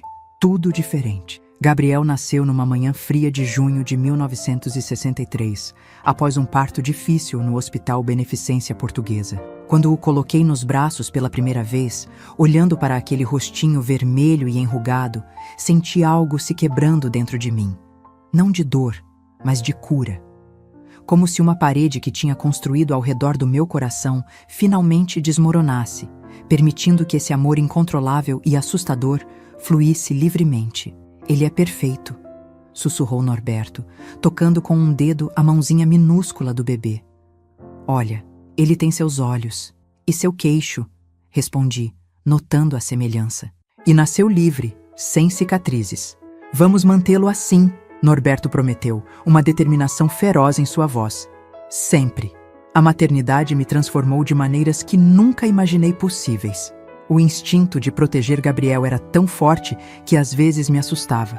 Acordava várias vezes durante a noite só para verificar se ele estava respirando. Imaginava perigos em cada esquina, em cada pessoa estranha que olhava para o carrinho. Norberto brincava que eu tinha virado uma leoa, mas entendia perfeitamente. Ele sentia o mesmo, apenas expressava de maneira diferente. Com a chegada de Gabriel, precisávamos de mais espaço. Norberto tinha sido promovido na oficina e agora trabalhava diretamente com o dono, aprendendo não apenas a mecânica, mas também a administração do negócio. Eu continuava no ateliê, agora levando Gabriel comigo. Dona Cândida tinha arrumado um pequeno berço que ficava perto da minha mesa de trabalho. Combinando nossos esforços, conseguimos juntar o suficiente para dar entrada numa casa pequena no bairro Menino Deus. Era uma casa antiga, precisando de reformas, mas tinha 2 quartos, um quintal pequeno nos fundos e, o mais importante, era nossa. Propriedade registrada em nossos nomes. Nossos novos nomes, claro. Sentia-me como uma princesa quando recebi as chaves, como se aquelas 4 paredes gastas fossem um palácio. Aos poucos, transformamos aquela casa no lar que nunca tivemos. Norberto consertava tudo com suas próprias mãos. Encanamento, eletricidade, o telhado que vazava quando chovia forte. Eu fazia cortinas novas, almofadas, pequenos detalhes que tornavam o espaço acolhedor. Tudo em cores claras, muita luz natural. O oposto daquela casa sombria em Arroio do Meio. Um detalhe que muitos achavam estranho. Não tínhamos espelhos grandes em casa, apenas pequenos, o suficiente para fazer a barba ou aplicar um batom. Nada que mostrasse o corpo inteiro, nada que lembrasse remotamente aquele espelho no quarto dos fundos. "Por que vocês não têm espelhos direito?" perguntou uma vizinha certa vez, curiosa. "Não gostamos de nos olhar muito", respondi com um sorriso leve. Preferimos olhar um para o outro. Quando Gabriel tinha 2 anos, engravidei novamente. Desta vez, a notícia trouxe principalmente alegria. Já tínhamos provado a nós mesmos que podíamos ser pais amorosos, que o ciclo de violência podia ser quebrado. Helena nasceu em março de 1965, uma menina de bochechas rosadas e um temperamento calmo que contrastava com a energia inesgotável do irmão. "Agora somos 4", disse Norberto na noite em que trouxemos Helena do hospital. Gabriel dormia pacificamente em seu quarto, exausto depois de conhecer a irmãzinha. "Uma família de verdade. Nós sempre fomos uma família", respondi, embalando Helena em meus braços. "Desde o começo, só estamos crescendo e continuamos crescendo." Em 1967, nasceu Antônio, nosso segundo filho homem, uma criança risonha com covinhas nas bochechas que derretiam o coração de todos. E finalmente, em 1970, completando o nosso quarteto, veio Laura, a caçula, tão parecida comigo que as pessoas frequentemente comentavam que era como ver uma fotografia minha de criança. Criamos nossos 4 filhos com amor incondicional, mas também com regras claras e consistentes. Norberto nunca, jamais levantou a mão para nenhum deles, nem mesmo quando testavam seriamente sua paciência. Eu nunca usei o medo como ferramenta de controle, nunca ameacei ou manipulei. Tentávamos, conscientemente, ser o oposto de tudo que tínhamos conhecido na infância. Respeito era a palavra que mais repetíamos em casa. Respeito pelo espaço do outro, pelas escolhas, pelos limites.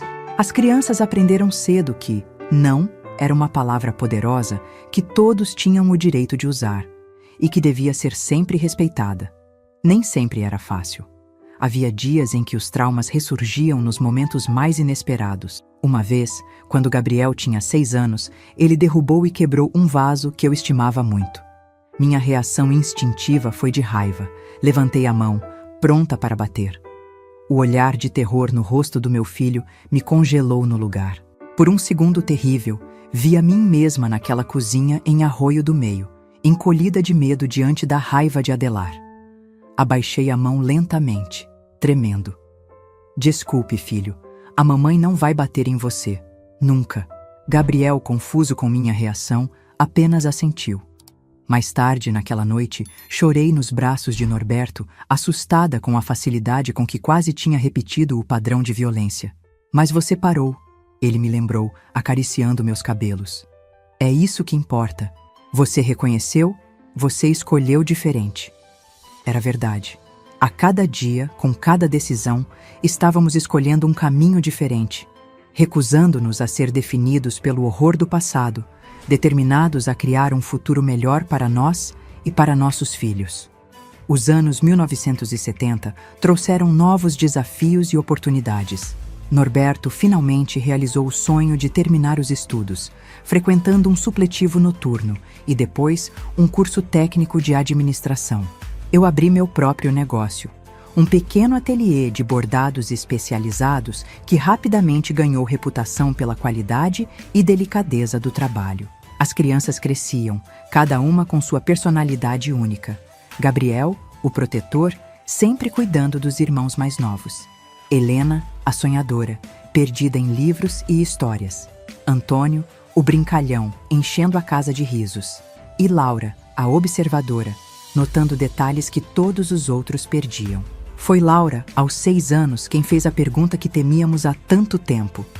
"Mamãe", ela disse uma tarde, enquanto me ajudava a separar linhas de bordado, "por que a gente nunca visita os avós?" Congelei, as mãos subitamente frias. As outras crianças já tinham feito perguntas semelhantes ao longo dos anos e sempre respondíamos com meias verdades. "Moram muito longe. Estão muito velhinhos para visitas. Talvez no próximo ano." Mas algo no olhar direto de Laura, naqueles olhos tão parecidos com os meus, me fez hesitar em repetir as mesmas desculpas. "Seus avós não estão mais vivos, querida. respondi finalmente, escolhendo cuidadosamente as palavras.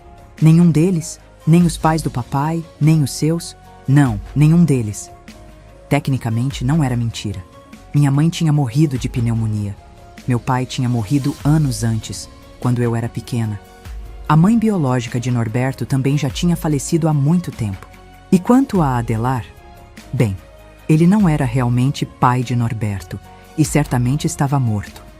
É por isso que você fica triste às vezes, quando acha que ninguém está vendo? A pergunta me pegou desprevenida.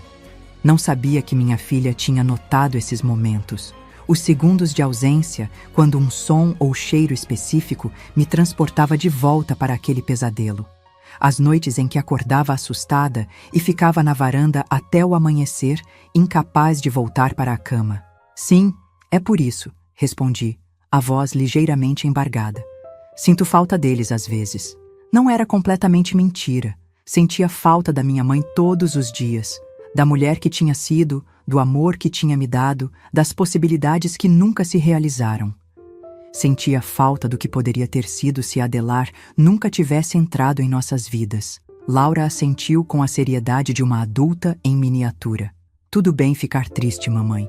Eu fico triste quando meu peixinho morreu, e era só um peixinho. Seus pais devem ter sido muito mais importantes. Abracei minha filha com força, lutando contra as lágrimas. Foram sim, querida, muito importantes. À medida que os filhos cresciam, as perguntas se tornavam mais complexas, mais difíceis de responder sem revelar a verdade completa. Por que não tínhamos álbuns de fotos da nossa juventude? Por que nunca falávamos sobre nossa cidade natal? Por que eu às vezes acordava gritando no meio da noite? Norberto e eu concordamos em contar apenas o necessário, que tínhamos tido infâncias difíceis, que tínhamos vindo para Porto Alegre muito jovens em busca de uma vida melhor, que algumas memórias eram dolorosas demais para compartilhar. As crianças, com aquela intuição especial que todos os filhos parecem ter, entenderam que havia limites que não deveriam ultrapassar, e com o tempo, as perguntas diminuíram. Mas à medida que nossos filhos se tornavam adolescentes, novos medos surgiram. E se tivessem herdado algo de Adelar, mesmo que apenas pelo exemplo que Norberto tinha sido forçado a seguir? E se carregassem em seus genes ou em suas almas alguma semente daquela escuridão? Observávamos ansiosamente por sinais. Agressividade excessiva, desrespeito pelos limites dos outros, crueldade. Mas nossos filhos eram gentis, amorosos, respeitosos. Qualquer comportamento problemático era típico da adolescência normal. Rebeldia ocasional, teimosia, discussões sobre horários e permissões.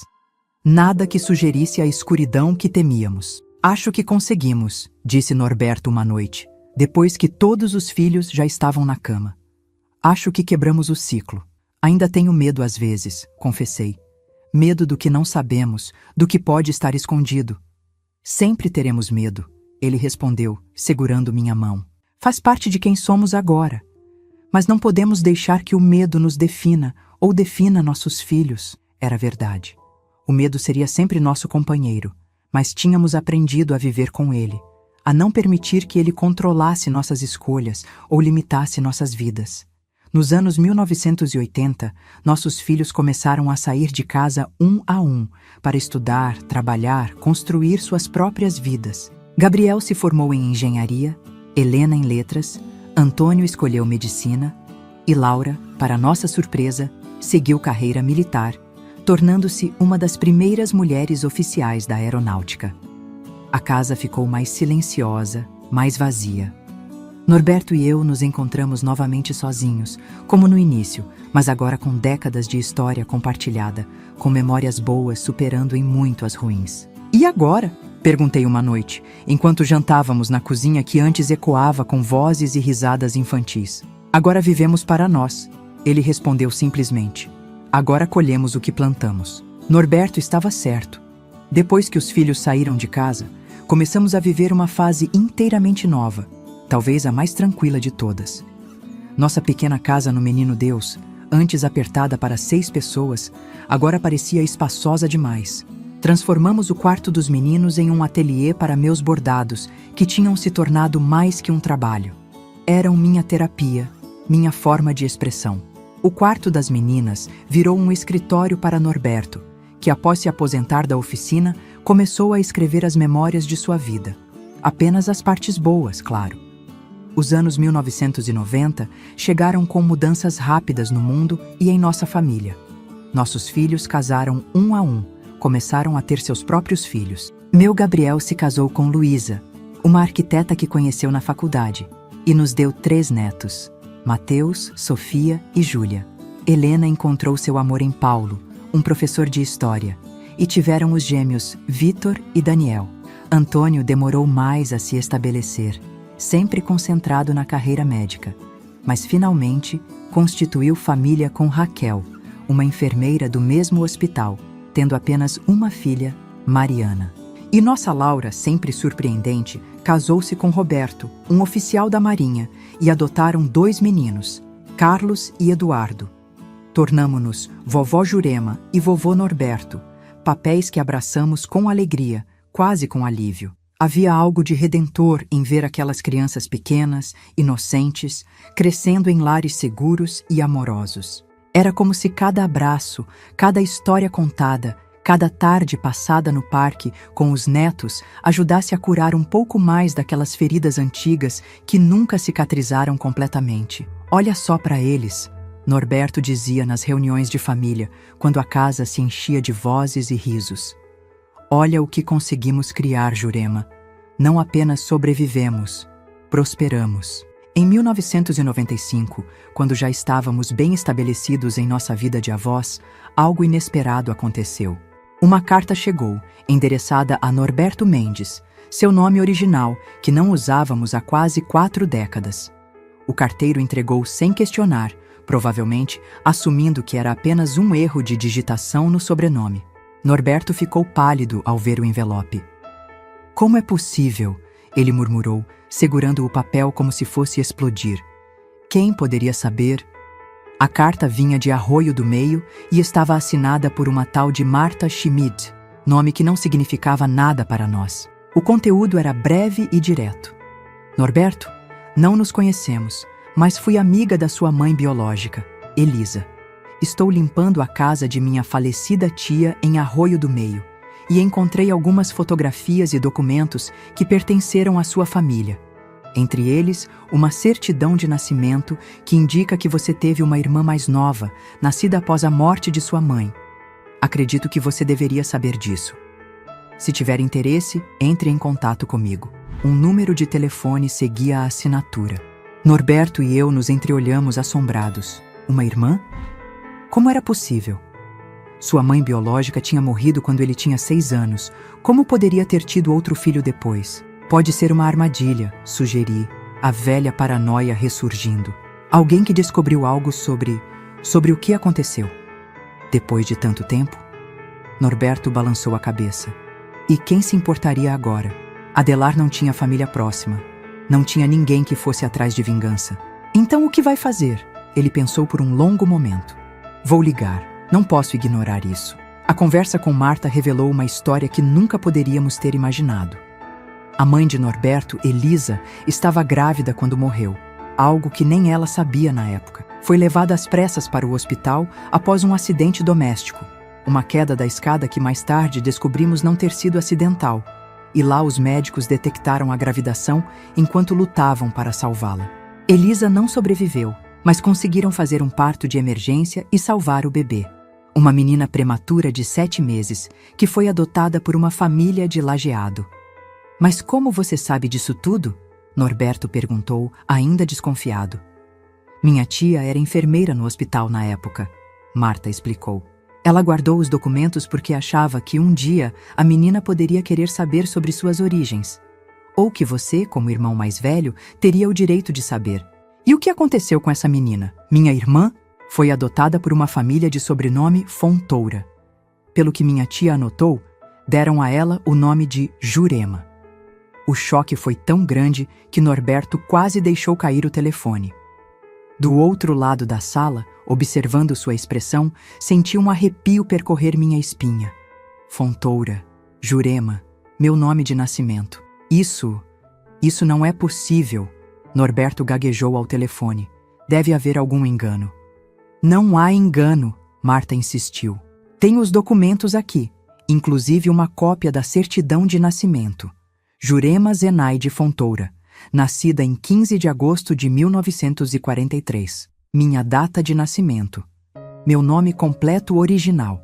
Quando Norberto desligou, ficamos olhando um para o outro por um longo tempo, incapazes de processar o que acabávamos de descobrir. Se o que Marta dizia era verdade, e parecia ser considerando os detalhes específicos, então Norberto e eu éramos irmãos biológicos. Meio-irmãos, para ser precisa, mas ainda assim do mesmo sangue.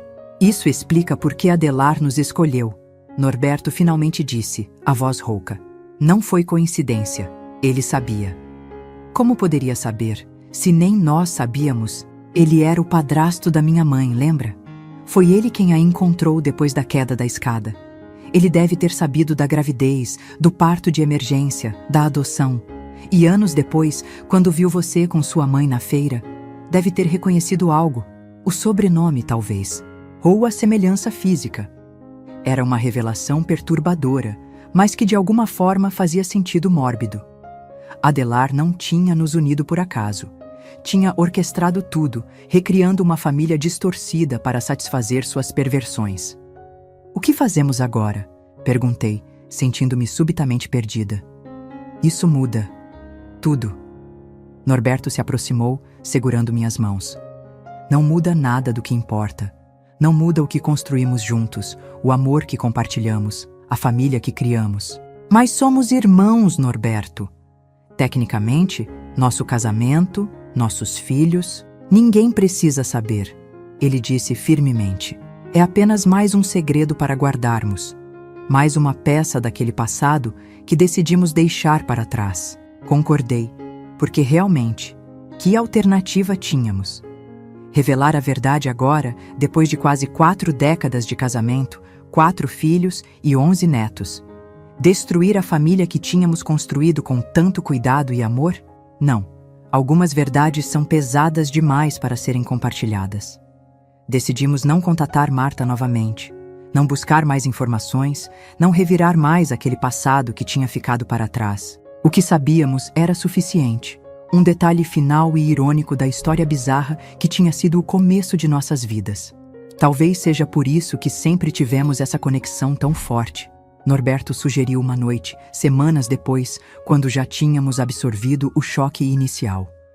Esse entendimento que vai além das palavras, talvez seja o sangue, ou talvez seja simplesmente que passamos pelo inferno juntos e sobrevivemos, respondi. Isso cria um vínculo que nada pode quebrar. Ele sorriu, aquele sorriso gentil que tinha sido meu porto seguro por tantos anos. De qualquer forma, tenho sorte de ter você. A vida continuou com seus altos e baixos, suas alegrias e desafios.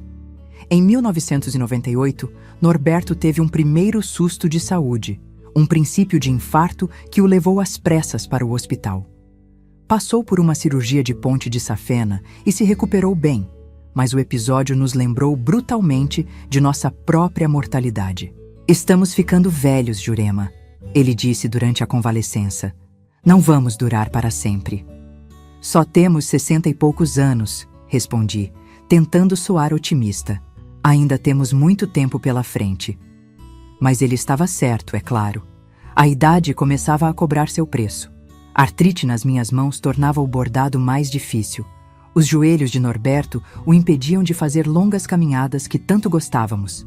Começamos a conversar mais abertamente sobre o fim, não de maneira mórbida, mas prática, preparando-nos para o inevitável. Quero que me prometa uma coisa, ele disse numa tarde enquanto tomávamos chimarrão na varanda. Quando eu for, não conte para ninguém sobre aquela noite, sobre o que realmente aconteceu com Adelar. Por que está pensando nisso agora? Porque quero ir em paz, sabendo que nossos filhos e netos nunca saberão. Que poderão lembrar de mim como o pai e avô que fui, não como o que Adelar tentou me transformar. Prometi, claro. Era uma promessa fácil de fazer. Eu mesma nunca tinha considerado revelar toda a verdade para ninguém. Algumas histórias são pesadas demais para serem passadas adiante. Os anos 2000 chegaram, trazendo um novo século, novas tecnologias, novas formas de se conectar. Nossos netos cresciam em um mundo tão diferente do nosso que às vezes parecia que tínhamos vivido em planetas diferentes. Eles com seus celulares e internet, nós com nossas memórias de um Brasil rural onde a eletricidade era luxo. Vovó, deixa eu te ensinar a usar o computador, insistia Mateus, o neto mais velho, já na faculdade de engenharia como o pai. Você vai poder ver fotos dos bebês da tia Helena lá em Florianópolis sem precisar esperar que ela mande pelo correio. Acabei cedendo, é claro. Aprendi a usar e-mail, a navegar na internet, até mesmo a participar daquele site novo chamado Orkut, onde todos os jovens estavam. Era fascinante, esse mundo virtual onde as distâncias desapareciam, onde informações estavam disponíveis instantaneamente. Mas com essa facilidade de informação veio também um novo medo. E se alguém decidisse pesquisar sobre nós? Sobre nossa cidade natal? Sobre o passado que tínhamos deixado para trás? E se algum registro da morte de Adelar, alguma notícia antiga, algum documento oficial revelasse algo que preferíamos manter enterrado? Cheguei a pesquisar uma vez, sozinha no computador. Digitei Adelar Mendes e Arroio do Meio e 1959 no Google, o coração batendo acelerado. Mas nada apareceu, apenas listas telefônicas antigas, registros de propriedade rural, nada sobre sua morte. Parecia que tínhamos conseguido escapar não apenas fisicamente, mas também da história oficial. Em 2007, nosso mundo tremeu novamente. Norberto, agora com 66 anos, começou a sentir dores no peito com mais frequência. Os médicos diagnosticaram uma doença cardíaca avançada. As artérias estavam obstruídas novamente, mas desta vez em lugares que tornavam uma nova cirurgia arriscada demais. Quanto tempo? Ele perguntou diretamente ao cardiologista, enquanto eu segurava sua mão com força. Com os medicamentos adequados e cuidados constantes, talvez 1 ano, talvez mais, respondeu o médico com aquela gentileza profissional que usam para dar notícias devastadoras. Mas a qualidade de vida será progressivamente afetada. Voltamos para casa naquele dia em silêncio, cada um absorvendo a notícia à sua maneira. Não era exatamente uma surpresa. Norberto não estava bem há meses, mas ouvir a sentença pronunciada em voz alta tornava tudo mais real, mais definitivo. Não quero que os filhos saibam a gravidade, ele decidiu enquanto tomávamos chá na cozinha. Vamos dizer que estou em tratamento, que estou melhorando, que é apenas uma questão de cuidados. Eles vão perceber, Norberto. Não são mais crianças. Mesmo assim, não quero suas vidas perturbadas. Não quero que fiquem esperando o telefonema anunciando que parti. Quero que continuem vivendo normalmente até que aconteça. Respeitei seu desejo, como sempre fiz. Quando os filhos ligavam ou visitavam, mantínhamos a fachada de que era apenas mais um problema de saúde, algo que seria superado com tempo e medicação.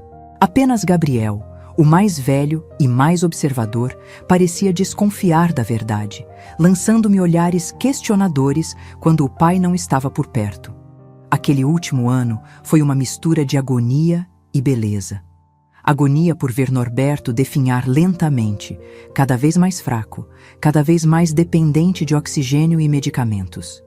Beleza por cada momento que ainda podíamos compartilhar, cada memória que revisitávamos, cada pequeno prazer que ainda podíamos desfrutar juntos. Numa tarde de maio de 2008, sentados no Jardim dos Fundos observando as primeiras florações do inverno, Norberto segurou minha mão com uma força surpreendente para alguém tão debilitado. Queria ter conhecido você em circunstâncias diferentes, ele disse, os olhos fixos nas flores roxas do jasmim do cabo.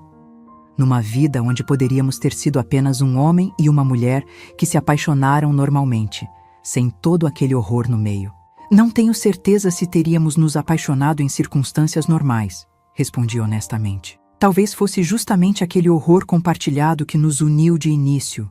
Talvez. Mas o que nos manteve unidos todos esses anos foi amor, Jurema. Amor verdadeiro, construído dia após dia, escolha após escolha.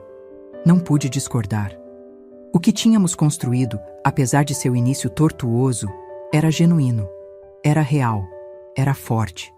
Norberto partiu numa madrugada de julho, enquanto dormia. Foi uma passagem tranquila, sem dor, sem drama, exatamente como ele queria. Apenas fechou os olhos e não os abriu mais, sua mão ainda segurando a minha mesmo no sono, como fazia todas as noites. O funeral foi como ele teria desejado. Simples, sem ostentação, cercado apenas por família e alguns amigos próximos.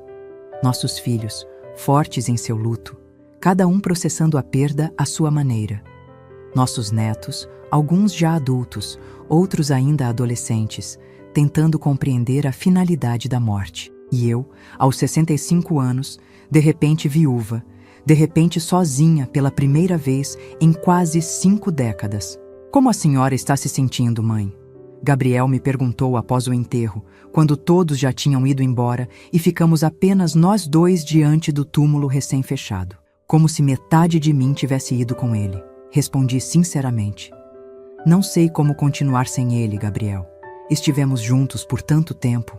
A senhora vai encontrar um jeito, ele disse, abraçando meus ombros. Sempre encontrou. E não está sozinha. Tem a todos nós. Ele estava certo, é claro. Encontrei um jeito de continuar, como sempre fiz ao longo da vida. Os primeiros meses foram os mais difíceis.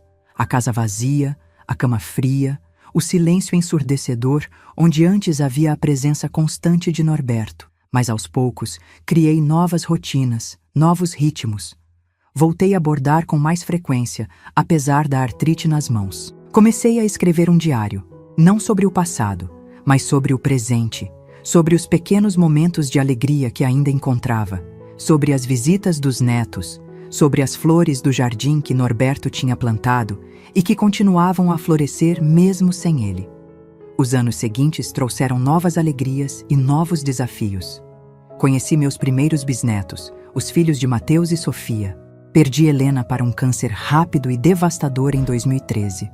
Uma dor que achei que não conseguiria suportar, mas de alguma forma sobrevivi. Vi Antônio receber um prêmio importante por sua pesquisa em pediatria. Laura se aposentar da aeronáutica como coronel. Os netos formando suas próprias famílias, seguindo seus próprios caminhos. E em todas essas ocasiões, sentia a presença silenciosa de Norberto ao meu lado. Não como um fantasma ou uma aparição sobrenatural, mas como uma certeza profunda de que, onde quer que ele estivesse, ainda estava conectado a mim. Sabe, vovó, disse Júlia, a neta mais sensível durante uma visita. Às vezes, quando a senhora não está olhando, vejo uma expressão no seu rosto, como se estivesse conversando com alguém que não está aqui. Talvez eu esteja, respondi com um sorriso. Algumas pessoas ficam conosco mesmo depois de partirem. E agora, aqui estou eu, aos 82 anos, contando essa história que guardei por tanto tempo.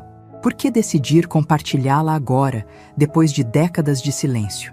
Talvez porque, chegando ao fim da minha própria jornada, sinto a necessidade de deixar um registro, um testemunho, não como confissão ou busca de absolvição.